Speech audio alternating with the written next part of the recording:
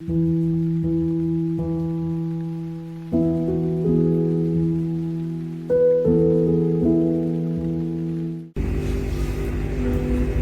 Esprit Saint, me voici pour t'asseoir.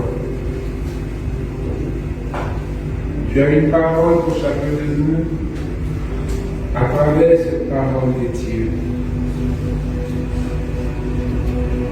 Que le Verbe s'incarne en nous et qu'il prenne vie et qu'il donne la vie. Nous allons acclamer la parole de Dieu.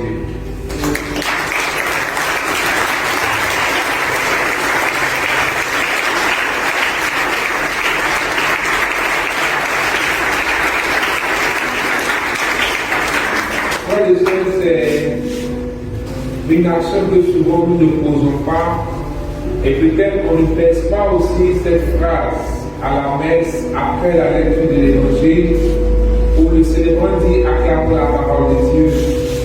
Pour nous, c'est juste peut-être un fait, mais la parole de Dieu mérite chaque jour d'être acclamée. Pourquoi? Parce que c'est Dieu lui-même qui s'incarne et qui nous parle. Dieu est sa parole, la parole de Dieu est Dieu.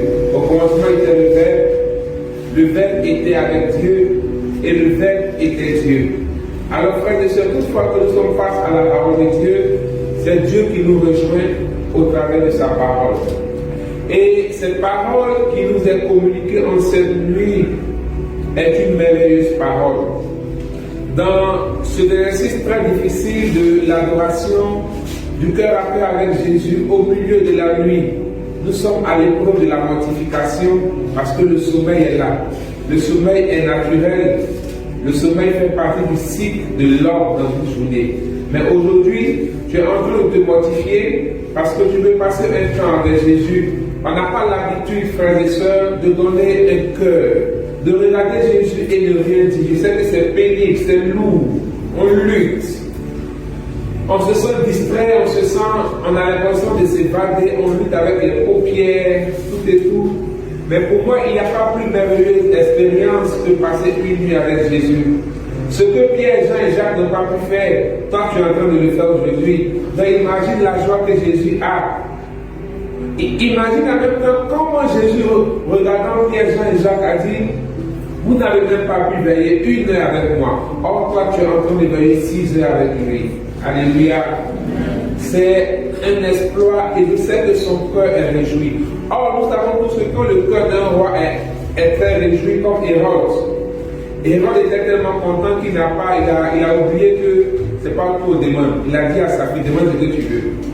Et elle lui a demandé ce qu'il ne voulait pas. Alors, si le cœur d'Hérode, étant réjoui, a pu agir comme ça, imaginez le cœur de Dieu qui est bon en cette nuit pour nous. Il se réjouit de ce qu'on a relevé le défi de Pierre, Jean et Jacques, qui étaient toujours avec lui.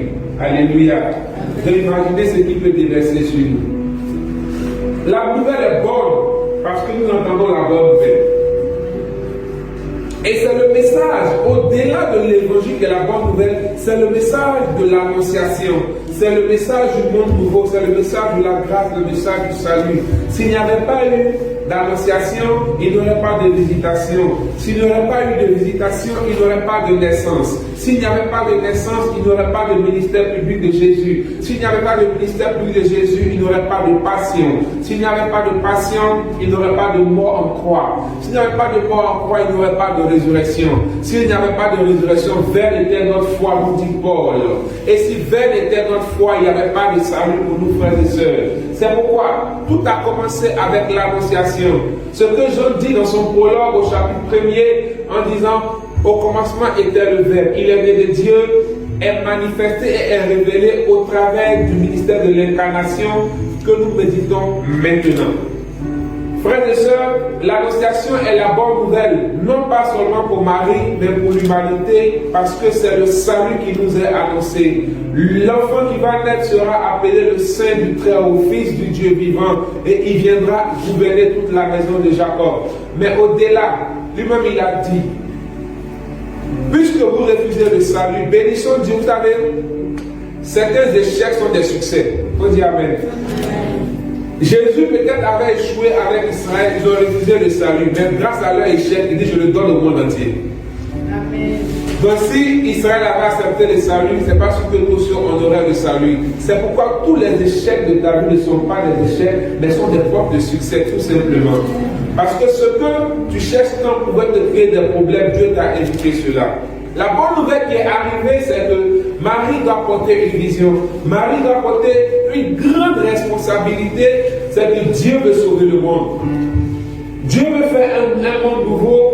Dieu veut donner un nouveau Adam. Parce que le premier Adam a échoué. Dieu prend la décision de donner un nouveau Adam. Mais ce nouveau Adam doit rentrer sur la scène de l'humanité par une porte qu'est la Vierge Marie, porte du ciel. Frères et sœurs, et Marie a la lourde responsabilité de porter le nouveau Adam, la vision de salut de Dieu. Alors quand l'on nous dit, au verset 34, elle dit, mais comment cela sera-t-il puisque je suis vierge? Et l'ange nous répond, l'Esprit du Seigneur demandera sur son nom. Dans d'autres versions, l'Esprit du Seigneur te ouvrira de son nom. Alors, la puissance du Très-Haut. Frères et sœurs, il ne peut y avoir de miracle dans ta vie sans la puissance du Saint-Esprit.